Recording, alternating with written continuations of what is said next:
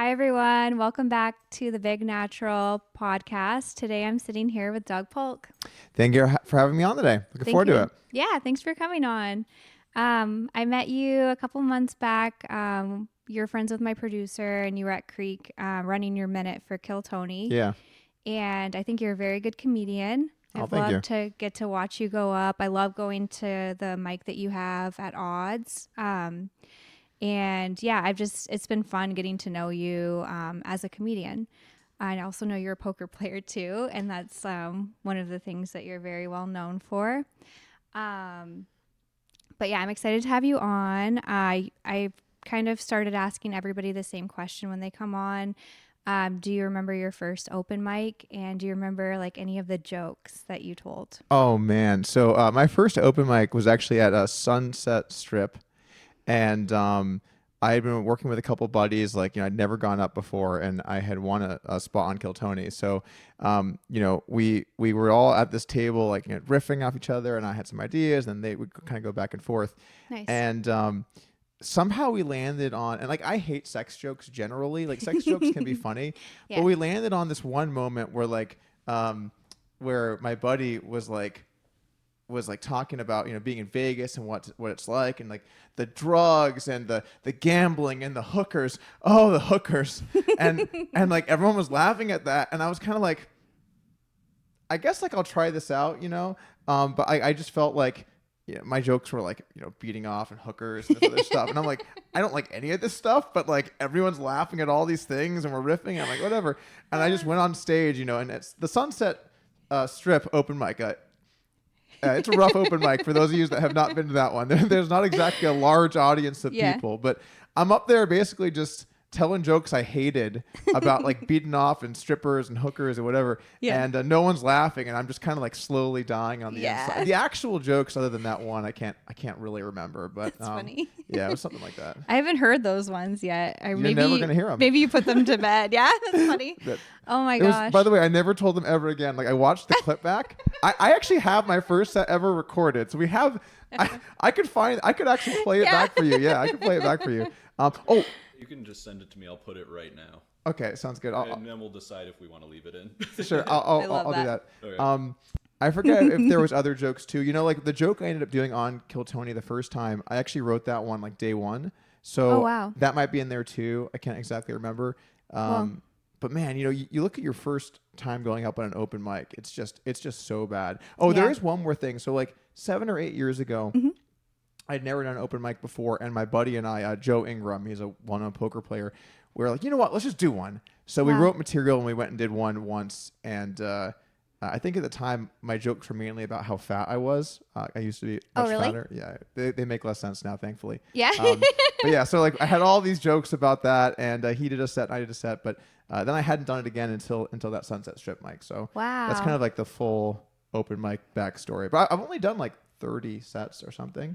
Whoa. So I don't think it's a particularly large number.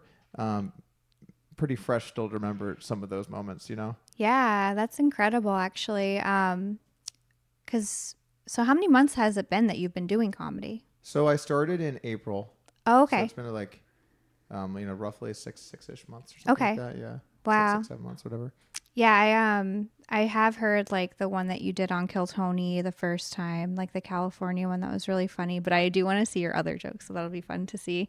It is hard when you bomb, but there's obviously you love it, or you wouldn't have gone back to keep doing it. Or that was after you had already made the bet at that point too, right? Yeah, I had no choice. Okay, I forgot. So just a little backstory for people that might be watching. I basically won my spot playing in a poker match versus Tony, and I put up a bunch of money. He put up a spot in the show. Long story short, I won my way onto the show. And the next morning, I woke up and I'm thinking, oh God, I have no idea how to do stand-up comedy. I've never really done this. So I didn't really have a choice to just get out of it. I kind of had to. So you go up to Sunset Strip, you bomb hard talking about jacking off, and you're just this could be really bad. Oh my God. Oh no. Another thing too, looking back at some of the older videos, yeah, even just body language and the way that you talk, I feel like it's so important to get to a place where you can kind of talk like you're yourself. Yeah. And you're not just, I am doing a joke now, and they sound like that. It's, you're outside of that, and to your normal voice. Someone I think like Shane Gillis is extremely good at that, right? Where it always sounds like he's just kind of like joking around or whatever. But even over 5-6 months, you look at the start versus kind of my more recent stuff or whatever.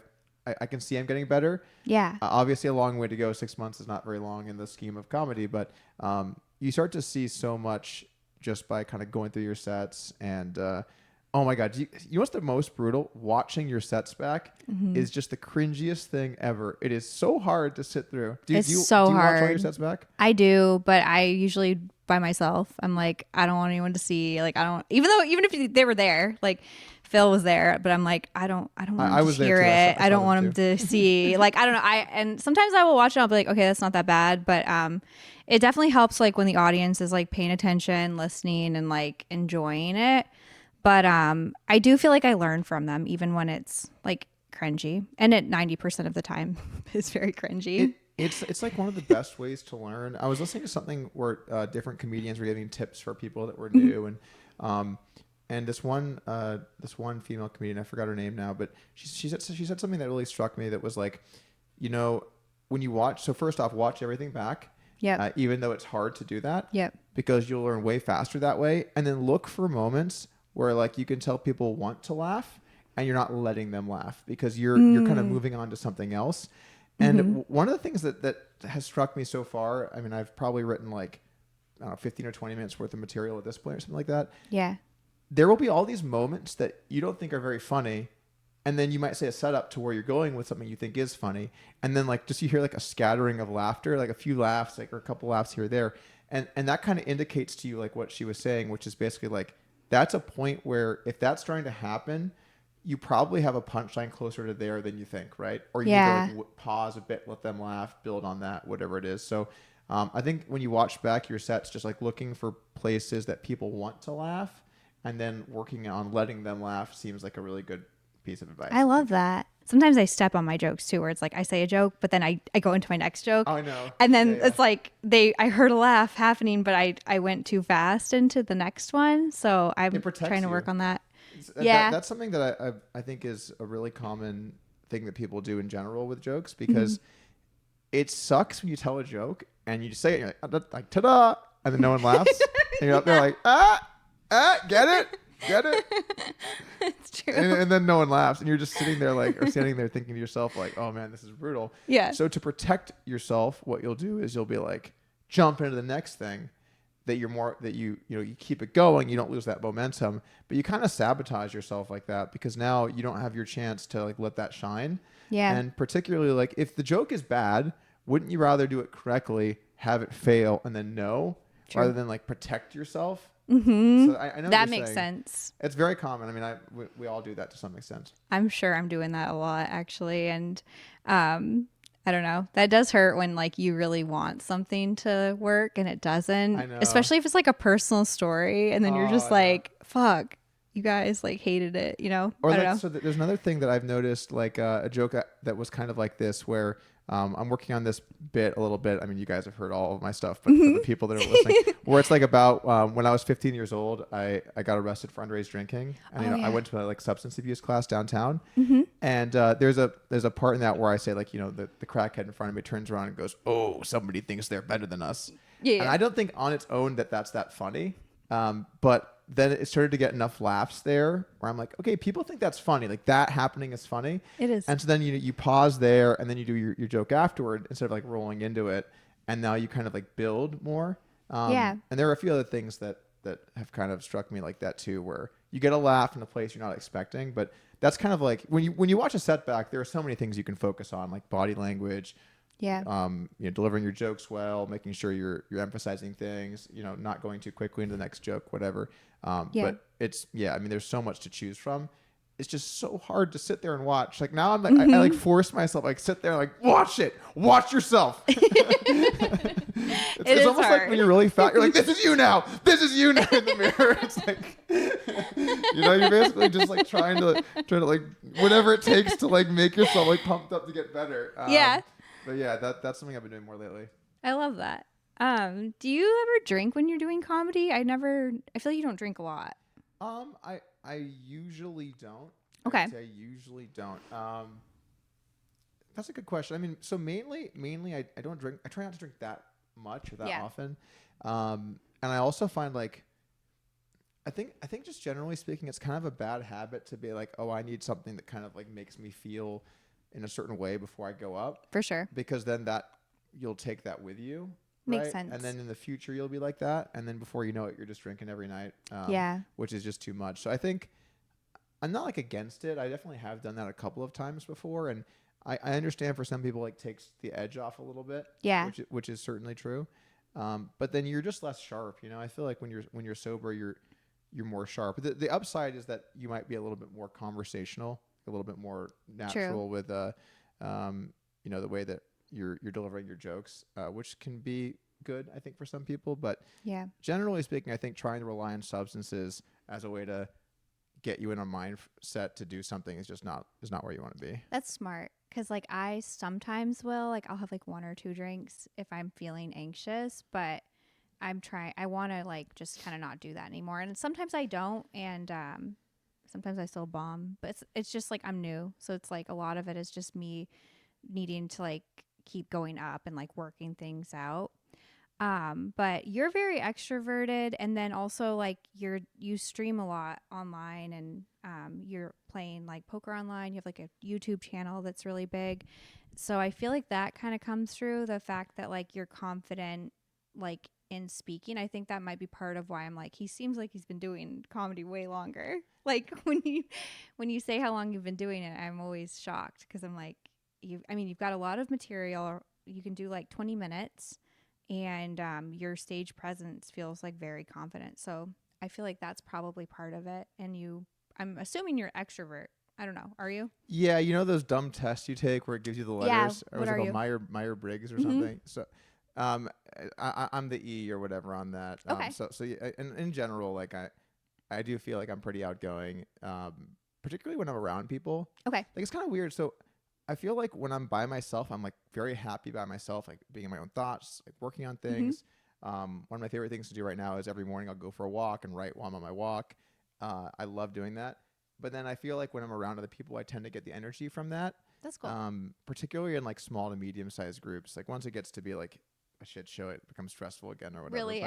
But, I really like that kind of dynamic. Okay. As far as like public speaking stuff goes, so, I've been doing poker content or whatever for almost a decade. Wow. I've hosted a bunch of shows. I hosted like a season of Poker Night in America on CBS Sports. I've done like some ESPN stuff when they had the main event back when ESPN had it. Obviously, I've done like hundreds or maybe even 1,000 YouTube videos at this point or something. I've played on all the big streams. So I've been on a lot of podcasts. I've done all. So I feel like at this point, I'm not really concerned about sort of like the stage presence aspect to that, or me going up or me talking. That's good. Because I'm used to that. Yeah. What I'm always worried about with stand-up is like I'm worried I'm going to forget my jokes because it's so hard to remember all of this stuff. For sure. And, not just like remember the joke, like the words, but the way that you deliver it. Yeah. Right? Because you might be at home and be like, oh, it's so funny when I do it like this. But then in the moment, it's hard to remember what's the joke, how does it go, and then do the delivery in the right way. That's really difficult, I think. Yeah, I think just the more you do it, the better it'll be, or the easier it'll be. Just like I haven't done Kill Tony yet, but I'm like, if I do it, I'm only gonna do the jokes that like I know, like I won't forget. Like, and I mean, it's only a minute at least, so it's easier maybe in that way.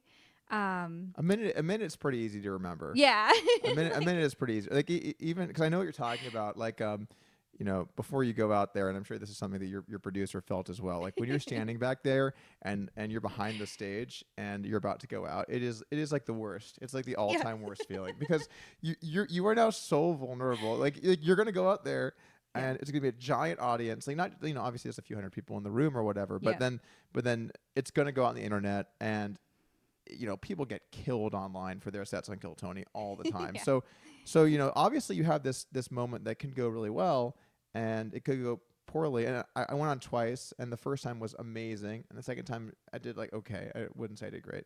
So, but like if this goes well, not only do you get to have that moment there, but you get it online.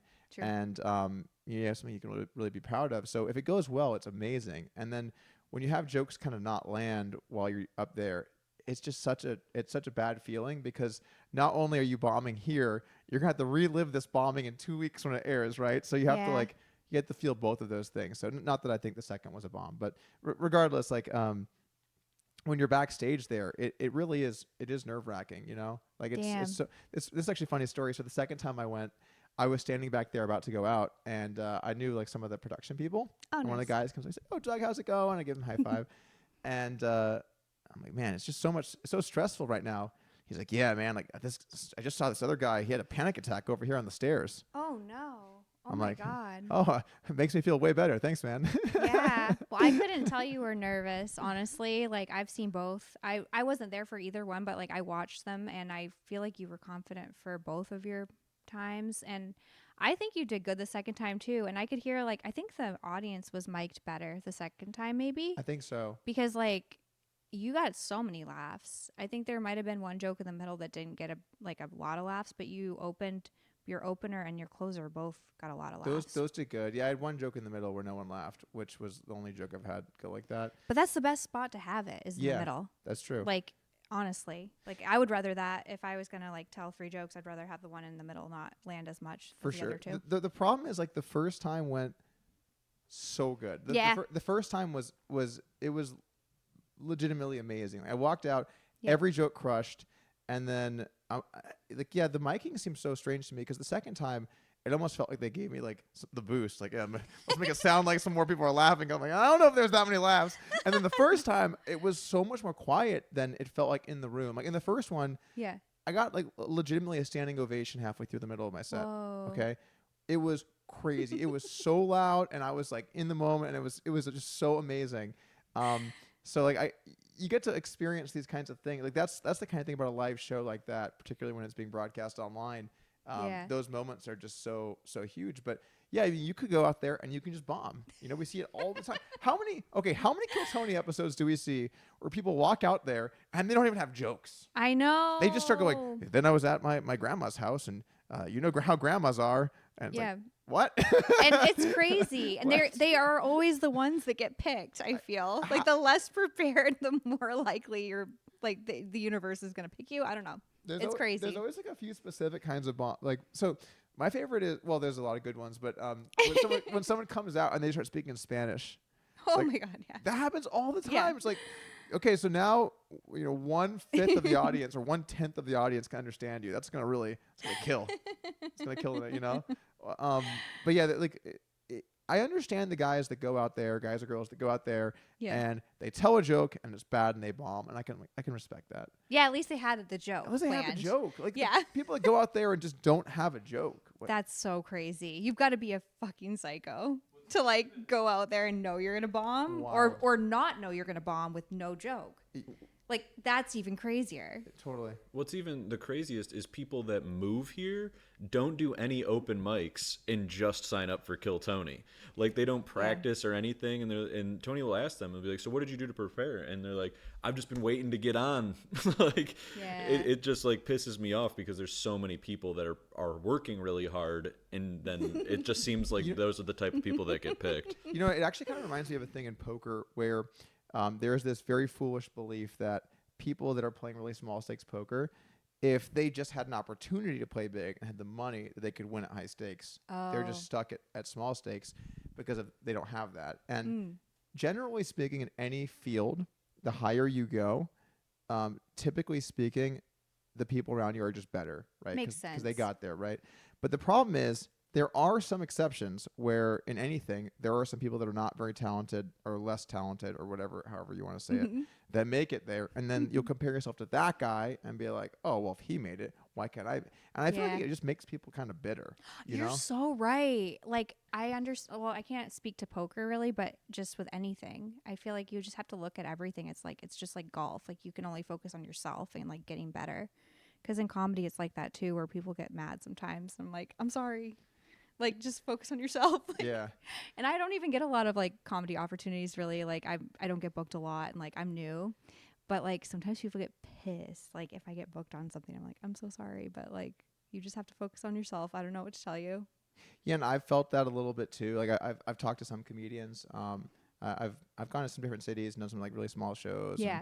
And you know, I've been working on it, and I'll meet some people that say like, well, just so you know, there will be people like you just got to go on Kill Tony that are going to be like, oh, must be nice to just get to go on Kill Tony or whatever it might be.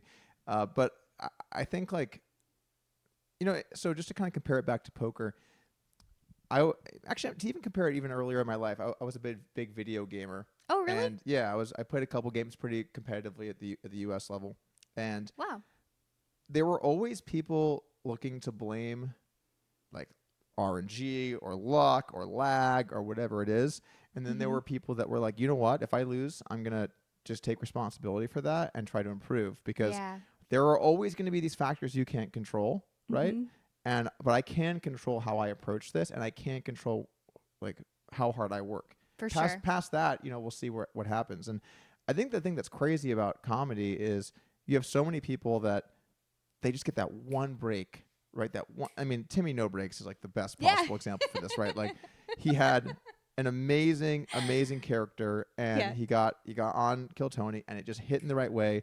And now this guy is touring around like opening for Tony, and so I mean, this is you get that one moment, and you have the right thing together, and he performed excellent, but he had to get that break, and now look where he is. And so I think when people see that, it makes anyone think like, oh, I just need the one thing to kind of break right for me, but you have to sort of, to give yourself the best chance in that moment, you have to be preparing. For sure. You can't just show up and expect it to happen. You have, that's the other thing too, because like he'd been running that for so long, and he was ready. Like I think every open mic I ever went to, he was there, and now he's obviously like busy doing other things, but like he worked so hard. So it's like when the moment was there, he was ready because he had been preparing. So you're right.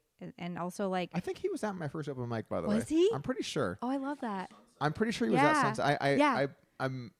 I'm going to call it 90% sure that he was at the one, my first ever open mic. He was at my first ever too, at Creek. And he went up it was before his Timmy thing, but he was still like kind of doing a character, and he was talking about like how disappointed his dad was in him and stuff. And he was like intentionally bombing, but it was so funny. And I was like, that guy's good. Like, and he's really nice too. So that's one cool thing too, is like when somebody's like really nice and like a good person, it's like, it's nice to see good guys doing well.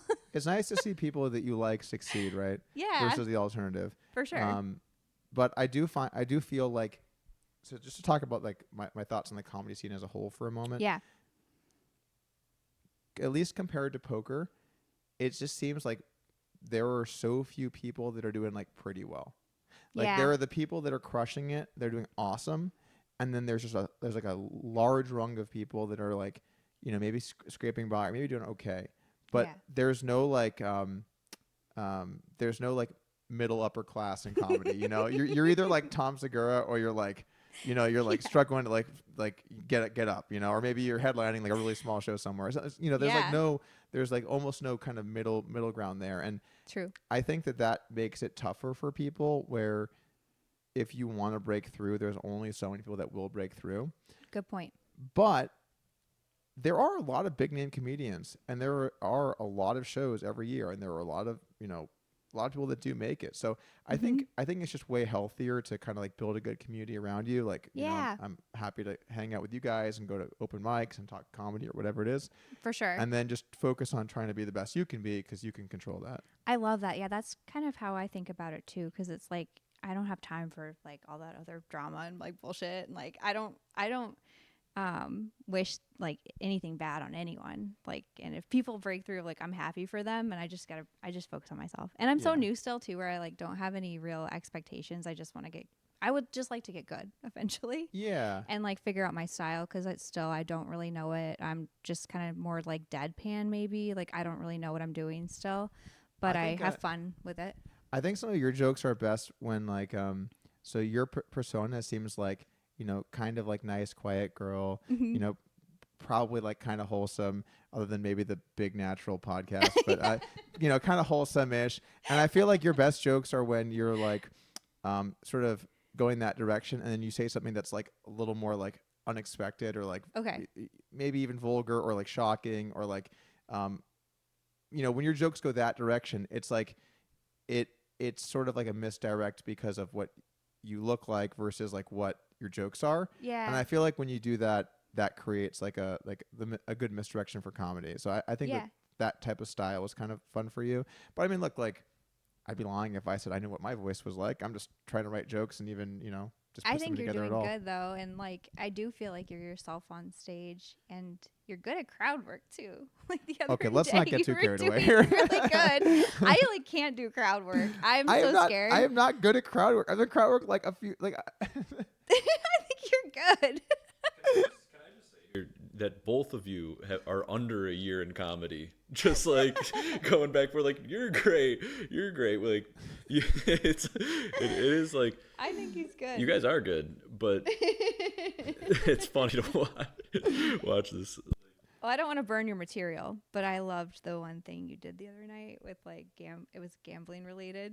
That was so funny. In the crowd? Yeah. Oh yeah. I mean, so I feel like I eventually want to have good gambling stuff because I feel like it's so in line with like who I am, which is a professional gambler.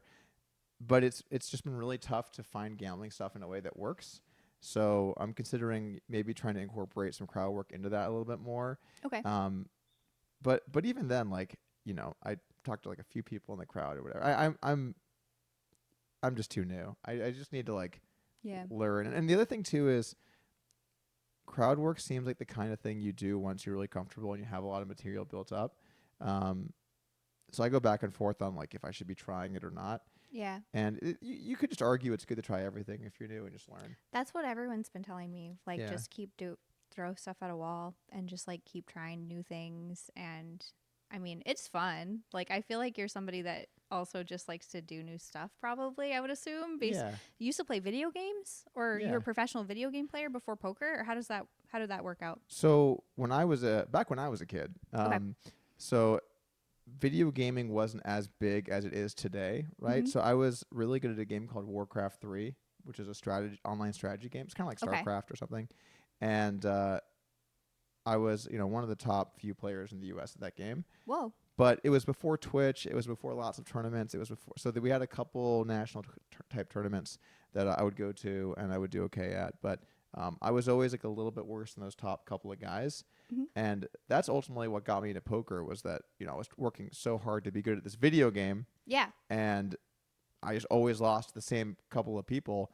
And it was just like, you know what, maybe I should be trying something where I could actually be making a lot of money instead of just kind of making a little bit of money, doing whatever in video games. Wow. So how old were you when you started playing poker? I think I was like 16 or 17, something like that. Okay. Yeah. That's incredible. And did you start like online? I feel like I asked you once. I put in like some of those like stupid $5 home games with your buddies or whatever, but mainly online. Yeah. Wow. Yeah. That's $10 amazing. in a dream. Yeah. Yeah. It's crazy. So when did you become professional? Well, so in my book, anyone that plays for a living is a professional. Like if you're making your income from playing poker, you are a professional poker player. That amount can be whatever it is to you that makes you happy to be a professional. Yeah. But if your main or primary source of income is poker, then I consider you to be a professional. And I dropped out of college when I was, 18, 19, Okay. 19, to play poker. So I would say I was a professional from that point forward. Pretty cool. Super responsible decision, by the way. Dropped that with $5,000 total net worth, right? Packed up the old 91 Acura Legend, champagne gold, and drove across the country, set up in Vegas. I'm like, I'm ready to live the dream. But at that point, my bankroll was down to $4,000. So wow. It's just like you lose 20% of your whole net worth just driving across the country. It seems pretty responsible. That's amazing, though. Like, you just have to have guts and like commit, I guess. And like, I'm sure I would assume you like loved it too. Yeah, I don't know if my story is necessarily a good inspiration for what people should do in general. Yeah.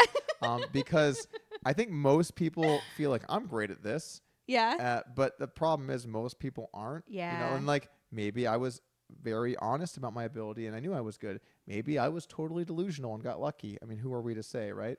But most people can't make it like that. So look, if you're 18 or 19 years old and you want to give it a shot to live the dream, that's fine. But the reality is that it's very difficult to make it in anything competitive like that. And it was probably irresponsible. I don't know. Do you have like a really high IQ? I don't think so. No? I've never got my IQ tested, but my my strengths aren't really like, I think, intelligence like that. I think my strengths are that I'm very disciplined and dedicated. Okay. And I will work really hard to win at things. Yeah. So I think that those are more important skill sets because so some guys that when they started poker, they just got to high stakes immediately. And my career was not like that. Like I struggled for a long time. I played a lot of small stakes poker. I played a lot of hands. I had some upswings and downswings. And then I eventually made it just like by finding the right game type that I was good at and really working at it. So I don't think I'm like a naturally super talented poker player or something. I just think I brought like a very professional mindset to a game that, at least at the time, was not super professional. So Wow. I don't know. I would say, I mean, I think I'm a smart guy, but I don't think I'm like, a genius or something. Okay. Yeah. So you're very driven. That's part of it. Like you get like locked into whatever you're doing. Do you get that from your family? Is your family like very driven? My family is so different than me. Really? So my mom's a nurse and my dad runs nonprofits. Wow. So they're just like, committed to helping people. That's and cool. I'm committed to taking their money. Hey, but you're helping people laugh lately. Yeah, no, it's actually a lot more rewarding. And Yeah. that's, when I started doing poker YouTube, that was something that I found was really interesting, or I really enjoyed, was putting a joke together and posting it, and then you get to see, well, I guess you're on YouTube, you don't get to see, but the comments come in, and you know that people are enjoying those kinds of bits. And I think that's maybe one of the reasons why the humor part felt somewhat natural to me. Yeah. Was because in my videos, I've always tried to incorporate some kind of humor to at least most of them.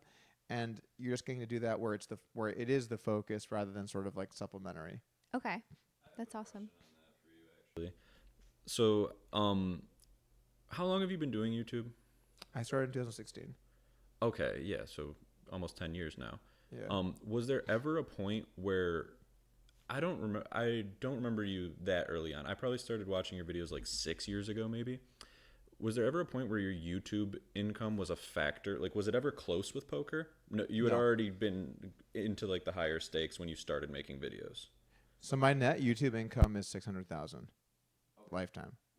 Yeah, and the amount I've paid my staff to help with my YouTube content is higher than that. So I mean, I'm a net loser in the YouTube ecosystem for sure. But the amount I managed to make by using that to promote like my training website. Or Club WPT. No, just anyway. I love, various sponsors and signups coming your way. Hey, I'll take them. Make sure to use code Doug here. Anyway. Yeah. So basically, like using it as a platform to promote myself, promote my businesses. That's where the money is. Okay. Not in the YouTube revenue itself. And I think that is kind of always the case. I mean, if you get to like Mr. Beast level where you're getting millions of views, then I'm sure the revenue is amazing. Yeah. But even still, a million view video, you're only getting paid like, what would that be, like $5,000, which is good, but it's not like, if you can consistently do those, it's great. But you have to be able to consistently do a million view video. How many people can do that? I don't know. It's that's pretty small. difficult, for sure. That's smart though to like use it to promote the other things that you're doing. And I like Club WPT Gold. I've been playing online. I'm not very good. I do like low stakes, but the other day I won $30. Like I think I was up $30 or something. I play a little bit with like the comedians too. There's some like comedians I play with, and that's pretty fun. And I'm getting better, but I'm never gonna be pro. Like I'm not that good. And you have to like study, right? Did you study a lot? You're never gonna be pro. No, I'm just kidding. I don't study. I'm just kidding. I'm just teasing. I'll never be a pro, but it's fun to play. There is some studying going on, and you have to read books. You have to read books. Oh my God, this was so funny. So I was with the doctor yesterday or 2 days ago, and I have terrible sleep. Like I just struggle to sleep all the time, and so I'm like, you know what? I'm gonna go to a sleep doctor and figure out like why can I not sleep. And she's kind of running through stuff and like all these basic tips. And she's like, okay, so also, your bedtime routine is super important. You need to make sure like you don't want to be reading close to bedtime. You need at least an hour to decompress. So cut your reading off earlier. And I said, Doc, we cut our reading off a lot earlier than an hour before. We've had it cut off for about 15 years. We're good. I don't think it's all those books that have been keeping me up at night. Yeah. That's hilarious. I don't think that's the problem. It's too funny. She was this like little like Indian lady too. So really? you could tell this bitch reads. Like you could see it. Like, I wish I liked to read. I mean, I don't know. What do you do like when you're not playing poker and you're not doing comedy or like writing? Like, what are your other hobbies? So I have a family. I have a wife and 2 kids. So we do lots of like family stuff. Yeah. Other than that, like I usually get really wrapped up in things. So if something's my focus, it tends to get a lot of my focus. Okay. So I still play video games occasionally. You do? Nice. I like all the Souls-like games. I don't know if anyone else plays those here. No. Yeah, they're pretty nerdy. Okay. But it's basically like Elden Ring, stuff like that. Like I 100%ed Elden Ring. Oh, 100%. Do you ever talk about this? Like, I feel like you don't ever talk about playing video games or anything. I don't really know. I assumed you didn't because you don't watch TV or movies. So the reason I like video games but I don't like TV or movies is because in a video game, I'm doing something. Yeah. TV and movies, I'm removed. And so I find it really boring because I don't have like a connection with the thing. Does that make sense? Yeah, I get that. So like, I like to feel like I'm involved in the thing. Yeah. So video games I'm involved. Is that like, what's the game I played? Kate, you're going to sit this talk out for a second. Okay. Well, actually, I need to use the bathroom anyway. Do you want to come sit? Okay, yeah, I'll hop in real quick. Phil loves video games. What's the game I played that's like Elden Ring? Or what is it called? Skyrim. Did you ever play that? I've not played Skyrim. I like that one. That's crazy that you never played Skyrim. But I never played this game, but everyone always asks me because they like know I play poker if I play a game Baltro. Oh, Baltero. Baltero? Yeah. You never played it either? So I actually tried to learn because so many people were excited about that game, and I'd get comments on my videos that were like, I'm here because I like Baltero, and this is in my YouTube algorithm now. Mm-hmm. So I tried it, but man, it's kind of like how I felt with Hearthstone, where once you play a card game for money, it's kind of hard to now play card games for not money. I have a friend who, when we were in high school, maxed out his dad's credit card on Hearthstone. Because Hearthstone, I'm pretty sure, is just like a pay-to-win game. I don't think it's so. It's the opposite of poker. You can only put money into it. I don't think Hearthstone's pay-to-win. You can buy like packs. Like you can buy it's a deck building game. Okay, yeah. And I'm pretty sure like you want to open a shit ton of packs to build a strong deck. Okay. And I think Baltero is like the same way. It's just based around poker. Okay. Like I think it's like basically like I really don't know anything about the game, but anybody that hears that I play poker recommends that game to me, and I've seen people playing it on their phones at poker tables. So I know what you're talking about, and I did decide to try and learn it, right? But I started watching the video and it's complicated, and I just can't. It just feels so lame for there to be a card game not for money. Here we go. The dogs are moving in. This dog, can you guess what kind of dog she is? No. She's a wolf hybrid. Wolf hybrid? Like what percent wolf? I think like something like 20% wolf. There's a percent wolf where it's kind of dangerous, right? Yeah, that much. Okay. no. Yeah, so don't break into the podcast, guys. You're gonna get bit. Yeah, for real. No, that dog acts like a cat. Like compared to the other dog that was attacking you. She's very friendly. But oh no, this one. This was the one I was referring to. I'm gonna hold on to her. All right. Or maybe I'll put her outside. I'm sorry. Yeah, why don't you let him out back? Okay, you're getting closed in on, Doug. They're moving in. So this is Blue. That's my dog. She's Hi, Blue. She's the friendliest and smartest of the bunch. And this is Pearl over here. Lay down. You have to lay down, or you're gonna go in timeout. I think we figured this part out, and it's that she can't be out here. I just felt bad because she was crying. But yeah, so video games. Video game. You 100% at Elden Ring? I did. I got the platinum on PlayStation. Wow. Which means I beat it 3 times and got all the different endings. Wow. Wait, there's like 5 endings.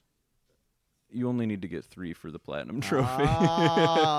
This is such a different conversation now. Wait, actually, wait. No, I just realized half of your viewership just dropped off when the podcast became 2 men just talking about video games. I do think it's interesting because I didn't know you played video games, and it is something you probably haven't talked about much publicly.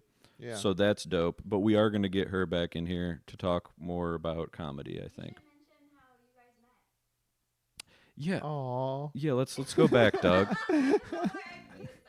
Oh, Let's go back Phil, to let's talk about the first time we laid eyes on each other. Oh, I remember it like it was yesterday, Doug. If Brian Simpson was here, he could call us gay. But It's fair. yeah, I don't really know. I know I met you at Mothership. Like that was the first time I like saw you, and that what I realized later was the night that you played Tony in poker. Yeah. So like me and her were there for a different show. We weren't even there for Kill Tony. We were there for a show in the Little Boy. And I was Oh, I've seen Story Wars. yeah, Story Wars. Cool Shout out Story Wars. They would probably have you on that. Really? Yeah, I think so. Lewis, if you're watching this, Doug Polk, 500,000 YouTube subscribers. Have him on Story Wars. I'm sure he would. I've met Lewis once. Lewis pulled me up on stage at one of his shows, randomly. Louis J. Gomez, right? Yes. Yeah, he just started talking to me in the crowd, and like was basically literally what he said was, "I will pay you guys to start having sex," talking about me and Kait sitting together. And we were like, he was like, "What do you do?" And I was like, "I'm a comic." And he was like, "Oh, you want to do?" He was like, "All right, 1 uninterrupted minute coming up from what's your name, dude?" And then he literally pulled me up and had me do like a Kill Tony minute on his show. Wow. Yeah. Yeah, it was like 2 weeks before I went on Kill Tony. Oh, but you weren't prepared at all. No. So I mean, you can do a minute. It went well. Like nice. I did the same minute that I ended up doing on Kill Tony. Shit. Okay. And at Lewis, that's like a perfect like training ground to do the minute, then, right? Here's where it gets even weirder. Tony was on the show too. He was on Lewis's show. So afterward, I went back to say like, "Hey, thanks, Lewis. That was crazy for pulling me up." And he was talking to Tony, and he was like, "Oh yeah, Tony, this dude has a hot girlfriend, and he crushed." And Tony was like, "Oh yeah," and I was like, "Yeah, I would love to do it on your show." Fast forward like a week, I meet you and I tell you like, "Hey, if I ever get on Kill Tony, I'm gonna shout out the Lodge." I remember you saying that. Yeah. I was like, "Yeah," because like my favorite two things to be in Austin: comedy, poker. The worlds are colliding, or whatever. Yeah. And so I told you that, and then the next week I got on. That's sick. And then that's when I talked to Tony about like I've been playing poker. This is Numa, by the way. Hey. And then I think part of like me, I don't know if you've ever said this, but like when I brought you up on the podcast, that's when you were like, "Okay, I got to do it." Yeah. Okay, so I had been practicing, and then when you got pulled up and it aired, and you guys talked about like the match and the Lodge, and like I'm coming on, I was like, well, now I feel like I need to capitalize off the fact that the storyline is here, mm-hmm. you know, which maybe is not even necessarily true. But I also felt like I had a good minute. Right? Yeah. So it was kind of both of those things, but. It is crazy how that kind of all worked out. Can I just random tangent on Louis J. Gomez for a second? Yeah, for sure. I don't think I've ever seen someone go harder at random comments on Twitter than Louis. Yeah, I follow Louis him on Twitter. Yeah, and like he is in there battling. Like there could be a guy in the screen and it'll be like lives under a bridge 46, and like he'll be like, "You're the asshole," and I'm just like, is this totally necessary? I mean, he just goes ham on these people in the comment section. Like that just doesn't seem like a good way to live. I'm like a big fan of his because I know people like him. Like it's like a regular thing for him to talk about on his podcast. Like he has incidents. It's not like that Twitter, you're just getting a glimpse into his life, but they always bring up on his podcast Legion of Skanks, they always bring up his incidents, which is just him getting into fights in real life. And like it rarely ever gets physical because like he's trained MMA and shit. Like he would actually like beat somebody's ass, but like it's just him. Like he got kicked out of Equinox. He's banned from Equinox like nationwide for an incident that happened in like a steam room or something. And just recently he had I forget what concert he was at, but he had an incident where he was just moving through the crowd and a guy got closer to his wife to not let Louis through. And it ruined the entire concert for him. Louis just like, he's just like, I mean, it's a common theme that like you'll notice a lot of comedians are insane, but I believe like he's a good guy and he is really funny. Yeah. So Nate Bargatze has a bit about hanging with him. Have you heard of this before? Yeah, I know that they're friends, but Yeah, he has a bit that he does or he did or whatever, where it's like he went to McDonald's with him, and or like some fast food chain or whatever, and Lewis went to the bathroom, and while Lewis went to the bathroom, he like took a bite of his burger, and then put it back, and then Lewis gets out, opens it up, and there's a bite of his burger, and Lewis is just like, these fucking, and he just like loses it, and he goes up and storms up to like fight whoever at the McDonald's, yeah. and like Nate Bargatze's sitting there just like, you know, maybe like look across the table at the comedian sitting here or whatever. Yeah. You know, like something No, like that. I don't know. I hadn't heard that story, but I also knew exactly where it was going. He wanted to fight the staff immediately. Like also, not to like steal Bargatze's joke here, but just to kind of relay what he's saying. It's like also, if someone's at the McDonald's taking bites out of burgers, don't you think that guy's like probably pretty able to fight people? You know, Yeah. like there's like the burger guy that's like taking bites. You know, Yeah. Like, you're probably not gonna go back there and it's just like some. For sure. Yeah. No, he just wanted to fight. He was ready. He was hoping that person also knew how to fight. He wanted it to be a good one. I didn't know that. That all checks out. But yeah, that would be awesome. I mean, I would obviously do that. Yeah. So yeah, we met at Mothership. Kait, you want to hop back in here? Yay! The host is coming back. Like, I know I've gained some weight, but I don't know if I'm quite big natural level. Oh man. You got the natural part down. Yeah, you are natural. Well, that was pretty interesting. I'm like trying to remember what we were talking about. More about the video game part. Oh yeah, right? yeah, video games, and like hobbies and stuff. Hobbies. And you said you used to be fat. Yeah. Yeah. How fat were you? I was 250. 250. Yeah. But you're tall. Yeah, I mean, I was like very technically on the line between in shape and obese. Okay. I was like right there, and I remember the scale got to like 249.7. Okay. And I was looking at it, and I was looking at a chart, and it's like, for your age and height, obese is 250. And I looked back down the scale, 249.7. I looked back at the chart, and I'm like, this has got to be the peak. Okay. Like, I can't go any further. Like it was too many years. Yeah. Of just not caring and working on my career, and that was the point where it was like, if this is not a wake up call right now, we're headed to the moon, and I just didn't want to go there. So I started counting calories and working out way more and going for walks a lot. And I mean, you can see, like, if you go look at videos from me from like 5, 6, 7 years ago or whatever, you compare it to today, it's really pretty crazy. So you had a glow up. I had a glow up. Well, I guess they don't say that for men, but you. I don't think we say that for men. Okay, sorry.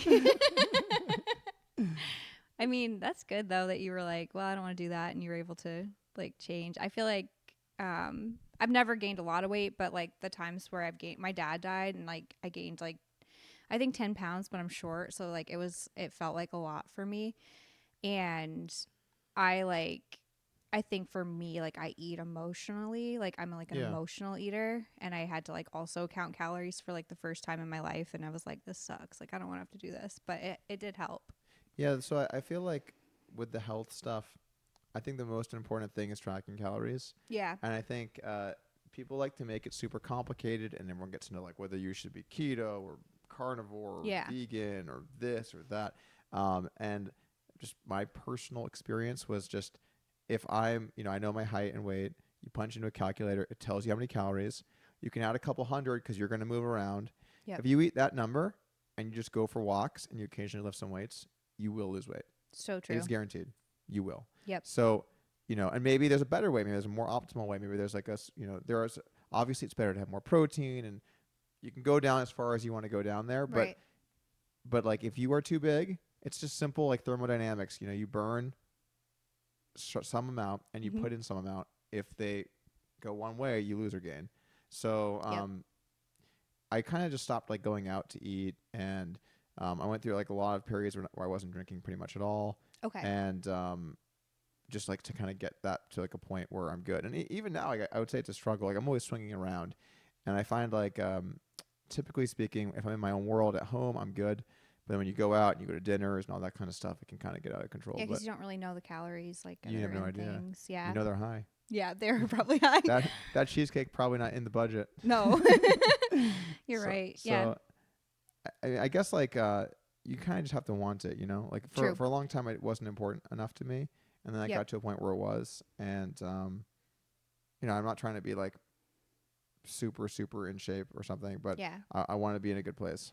That's good. And you I'm sure you want to be healthy, you have kids, and you want to live a long time. For sure. Like, especially when you have kids, you're like, well, I want to be able to be there for them as long as possible, For sure. And you have two. Are they, maybe we don't have to talk about this, we can cut this, but are they both boys or girls, or what do you have? I'm fine talking about that. Are you a fine. girl dad?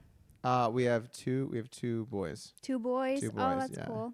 How, are they very young still, or? Super young. Okay. Otis is like 2.5, and Knox just turned 1. So wow. very young. Oh, yeah. that's such a fun age. Yeah. The after 1 year is fun.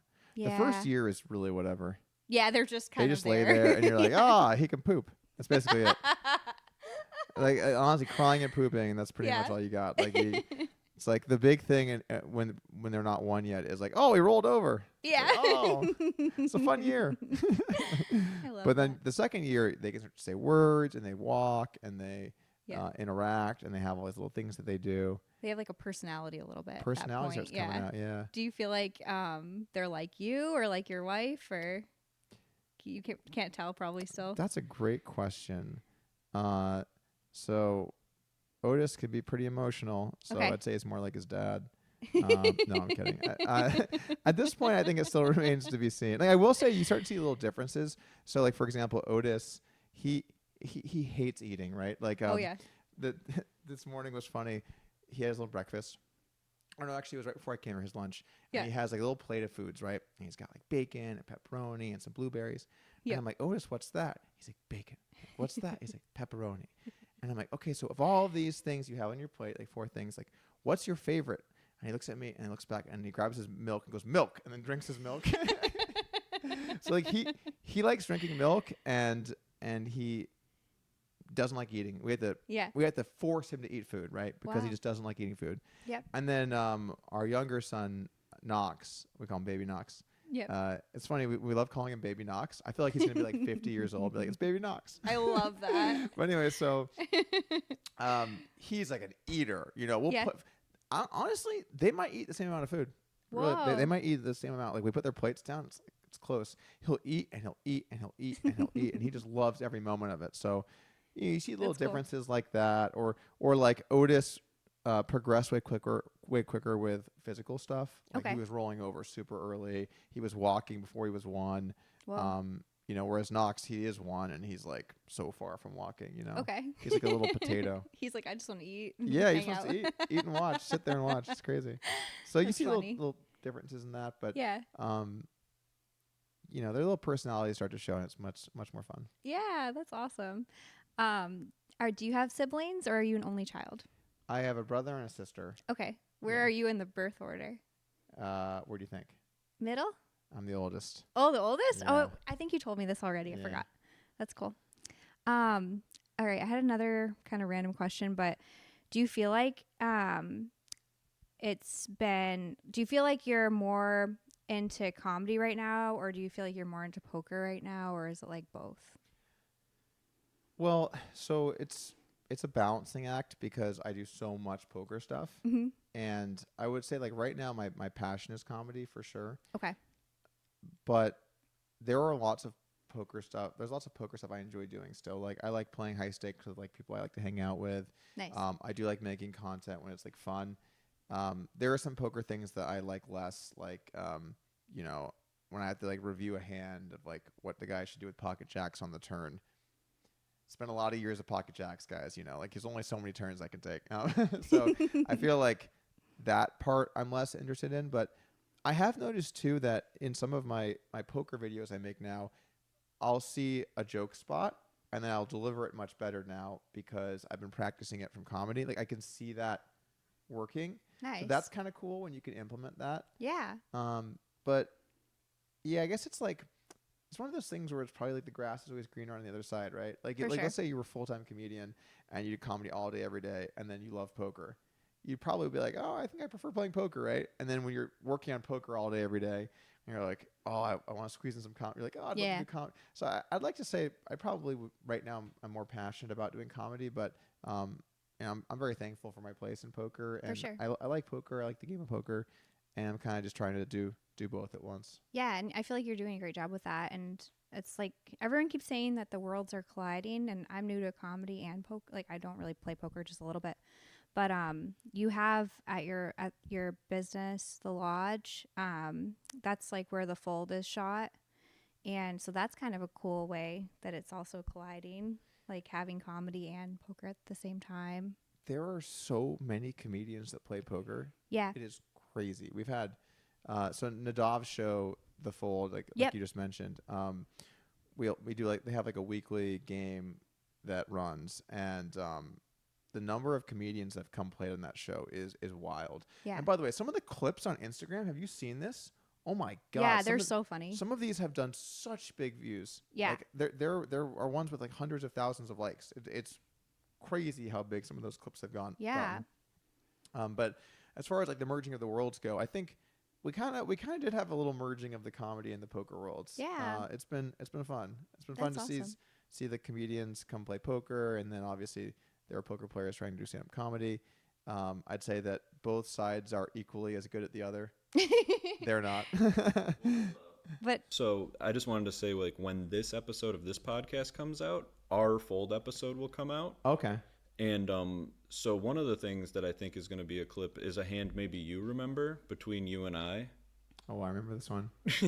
oh yeah, yeah. The episode will be aired by then. It'll already so. have happened. Yeah. So yeah, for the people that have clicked on this and are waiting for Doug Polk to talk and break down a hand, I will lay. You're in the wrong place. No, sorry. Go ahead.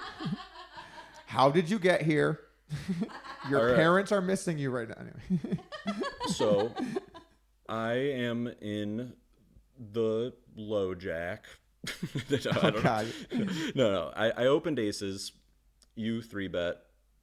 I think I just call. No, you 4-bet. I 4-bet. You call. Uh-huh. And you have ace jack suited. Uh-huh. And you flop us straight with a redraw to the royal. Yes. And I jam into you. It was a great moment. And then what do you do? So when I have the nuts in a game like that, I like to make my opponent think they have a chance of winning. Yeah. I think it's the right thing to do. Okay. So I pretend like it's a tough spot for a while meanwhile all I'm thinking about is Vegas and the fucking Mirage. It was a $600. No, I don't even know. It was like a $500 pot. Even better. That's even more tilting. Is it means nothing to you. It means a little something to me, and like and then it's just you like. I believe what was said was you asked me how big is your pair, and I said of balls, and then you said something like, oh yeah, that's funny because I have the nuts, and flipped it up, and I was just like, I'm curious to see, like, because I haven't seen the episode yet. It's out now at the time of this coming out, but I'm pretty sure I actually look devastated by it. Even though we're all having fun, I'm just like, there's no way he flopped that. So here's the key to that show when you go on the Fold. Yeah. It's about the clips. Right. It's about getting a really good clip. Okay. Because if a clip is funny enough, it can just pop off on Instagram or wherever. So you want to have these moments where you do something that could kind of go, I hate the word viral. Yeah. Like viral, basically. Makes sense. So when you have that moment, it's really more about like how can we make this moment sort of like interesting to a large audience. And I feel like one person having the best possible hand and pretending that they don't while the other guy is all in, they're talking shit is like kind of funny, Yeah, that is super funny. So it at least gives it a chance rather than me just like calling and stacking you. So Yeah. Real quick, and then we'll move on. I think I asked you this the other day, but is there any merit to jamming with aces there? I block the nuts. I'm putting you on, like, there's hearts out. You could have 9-10 there. Like, you could have some sort of king, I think king jack. Like, I think you can check or bet. They're both fine. When you have one bet left and you have aces, you're going to put in on any board. Yeah. So it's just a question of do you bet or check. They're both fine. I have been thinking, how sick would it be if I open folded the aces? It would be sick. It would be something. If I just looked at you and I was like, yeah, he flopped it. Now that would be a good clip. Okay. What was a better feeling, winning your first World Series of Poker or your first Kill Tony appearance? It was the Kill Tony appearance for Really? sure. Oh my gosh. Yeah, not even Wow. close. Whoa. So winning a bracelet, the thing about that is it's mainly luck. Okay. It's mainly luck because even if you're a good player, you have to outlast hundreds or thousands of people, and even if you're good, the chances are so low. Now you get a lot of people hit you up and they're excited and they congratulate you, and you get your moment, which is cool. And I do think that the public in general views bracelets as a pretty important metric for success, but realistically, it doesn't mean that much. Whereas I feel like when you go on to Kill Tony, have a really great minute, that was because you did really well, For sure. And I guess like you feel more proud of that. Like it means more. I felt like it's also just the stakes are so high. Where like if you're at a final table for a WSOP event, you're going to win some money, right? Right. And if you lose, it's whatever. People expect that. But when you go on a show like that, then when you walk out there, it could go really bad, right? So it could go really good, could go really bad. And when it goes well, it's just such an amazing feeling. For and sure. there's something about like when you tell a joke to a room full of people and they all laugh, that it is like it's like intoxicating in a way. Definitely, yeah. It's like acceptance or something. It's like it's hard to describe. I get that. It really is hard to. It honestly, it's like a drug, kind of. Yeah, it feels the best. But I've never had it on that scale. Like having a full room like that, that must have been crazy. It was crazy. I think like the when I won the one drop, I'd say that was pretty close because I just won so much money. Okay. That was probably similar. Certainly more impactful in my life. I would put both of those as like top 10 moments in my life, though. Wow. Yeah. That's exciting. Yeah. It's cool that like you're able to just go like full throttle and like try new things and like put so much of yourself into them and be able to do so many different things. Do you have any favorite like local comedians since you've been in the comedy scene? Kait and Phil. Thank you. Well, you're one of my favorites too, but Nice. But yeah, I don't. There's so many good comedians in Austin. There are so many good that it's almost like mean start listing because then it's like you don't list other people. Yeah. But you know who I've really been liking lately? Who? The hot female comedian. Yeah. Lucas McCrary. So good. His crowd work is like amazing. So good. Have you guys seen his feet bit he's been doing lately? Oh my God, it's so good. I think I might have seen that. Okay. I can't quite remember, but it rings a bell. You should go to Absolute Show. You would love it. Yeah. I went a couple weeks ago, and it was the craziest thing I've ever seen. Like, I can't even explain it. It wouldn't do it justice. I think it's on YouTube, but you should. It's on Wednesdays at the Creek. You would love it. Oh, that'd be cool. It's every Wednesday at Creek? I believe. Or actually, no, I'm sorry. It's not every Wednesday. The first 2 Wednesdays at Creek in the Cave, and highly recommend. The off the cuff mic? Yep, I think so. Oh, it's today. Do you guys want to go after this? Yeah, let's go. We're gonna have him on. Yeah. On this show. Oh, sick. Yeah. He is like, he's really good. I know. So good. Who's the funniest? Oh, JJ Curry. Yeah, they had the funniest person in Austin. They had the funniest person in Austin competition. JJ Curry, another comic friend of ours, he got first, and Lucas McCurry got second. Okay. Yeah. He is so good. I agree. His crowd work too is like it. There's something about it. It just hits in like the exact right way. I agree. That I can't even describe it. But it For sure. like someone is good when you pull up a clip and whenever it starts, you're already laughing. Yes. You know what I'm saying? Like you're smiling. Like I'm smiling just thinking about these clips. For sure. Because they're just so funny. Yeah. I would say like he's awesome. Who like I really feel like has. I can't even say it has like gotten better. People have said that about him, but I feel like Uncle Laser has really kind of been hitting it lately, like like quite well.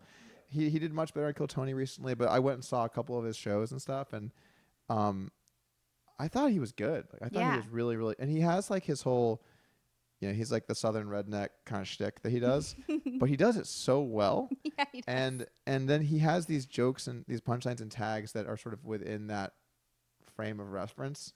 Yeah. That are just so funny to me, and I think he's quite good too. Yeah, he's super interesting too. Just like his whole persona, and I love it. He's wild. He's a wild boy. He is so wild. Oh, I love it. I feel like whenever I see Laser, there's like an entourage of just like women of the night. Really? No, I'm kidding. Shout out to love Uncle that. Laser's, Uncle Laser's entourage. No, Yeah. but yeah, he is something else. He's a cool dude though. I like him. He's played in Yeah. the fold a couple of times. Got to hang out with him a little bit. But yeah, I mean, there's so many good people I know. here. It's like it's hard to even. I totally get that. I know it. I would have a hard time. I'm sorry I asked you that question because there's so many good ones. Like, Yeah, I it's mean, you hard to could- list them. It's one of those things where you could just list a ton of names, but then it just becomes less meaningful. I know. So You're right. But yeah, there's like that's actually so one thing that struck me. I was just in Florida for a bit, and I went for something else, and I'm like, you know what? I'll try and do a few shows while I'm here and like get some sets in or whatever.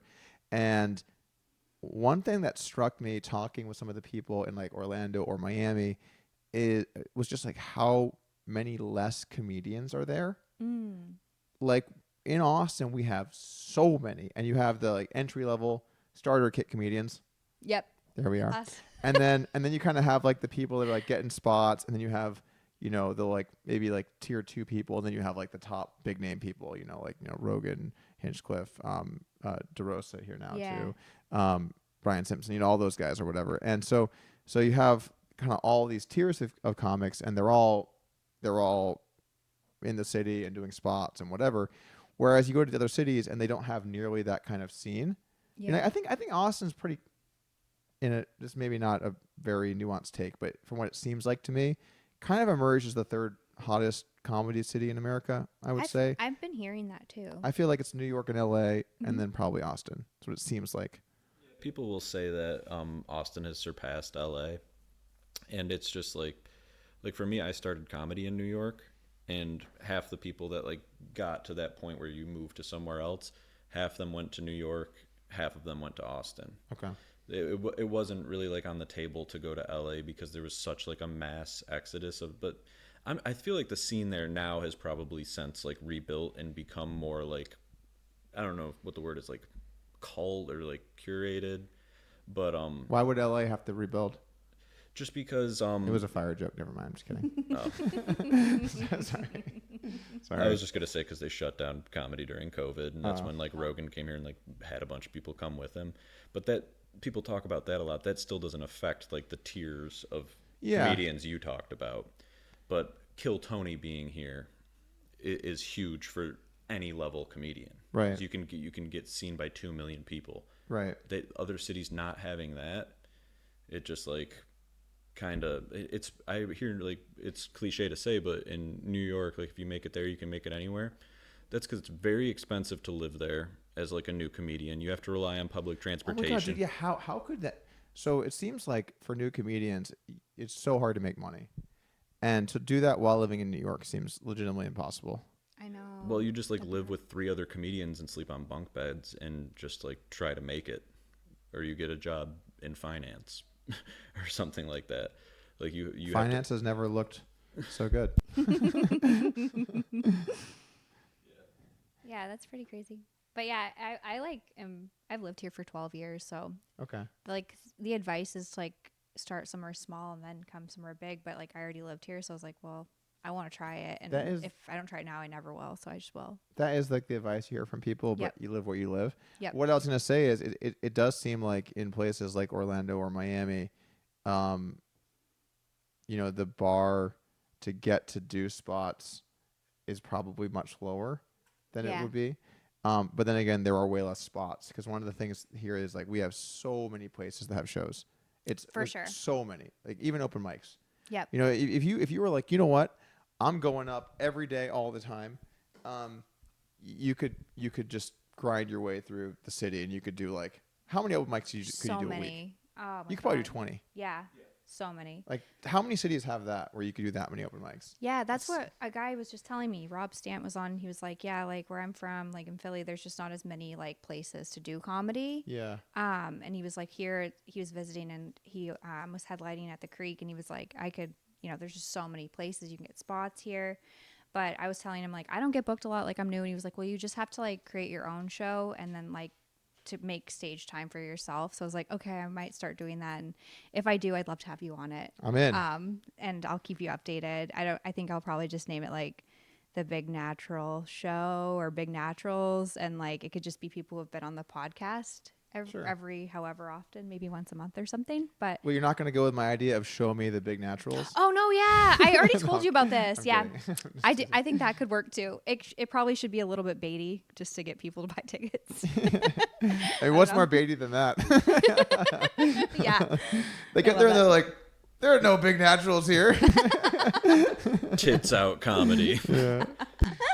Yeah, we're gonna have Bert's coming on. Yeah. These are the kind of big naturals I wanted. I love it. Well, it's been really fun having you on, Doug. I really appreciate you coming on.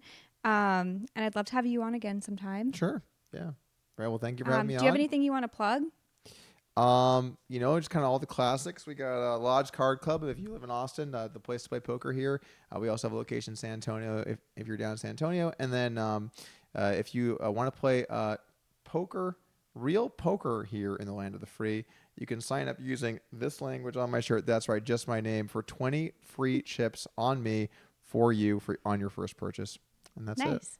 Awesome. Thank you so much. Thanks for tuning in, you guys.